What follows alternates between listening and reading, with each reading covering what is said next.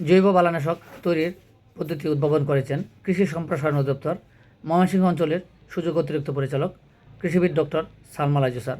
স্যারের উদ্ভাবনী হিসেবে আমরা উপজেলা কৃষি অফিস গৌরীপুর ময়মনসিংহ জৈব বালানাশক তৈরির কাজ করে যাচ্ছি। আর এই জৈব বালানাশক তৈরি করতে হলে প্রথমেই একটি 30 লিটারের বায়ু নিরোধক দাম নিতে হবে। তারপর সেখানে 20 লিটার গোছনা অর্থাৎ গরুর মূত্র নিতে হবে এবং 2 কেজি নিম পাতা নিতে হবে, 2 কেজি মেহগনি ফলের গোড়া নিতে হবে এবং 2 কেজি বিষকাঁঠালির পাতা নিতে হবে। তার সাথে পরিমাণ মতো আতা ফলের পাতা নিতে হবে এবং 1.5 কেজি নিমের ফল নিতে হবে। সেই মিশ্রণগুলো একসাথে করে ড্রামের মুখ বন্ধ করে 21 দিন বায়ু নিরোধক করে রাখতে হবে। তারপর মিশ্রিত দ্রবণ 5 লিটার এবং 5 লিটার পানি, 100 গ্রাম রসুন বাটা এবং 50 গ্রাম চুন মিশিয়ে ব্যবহার করতে হবে।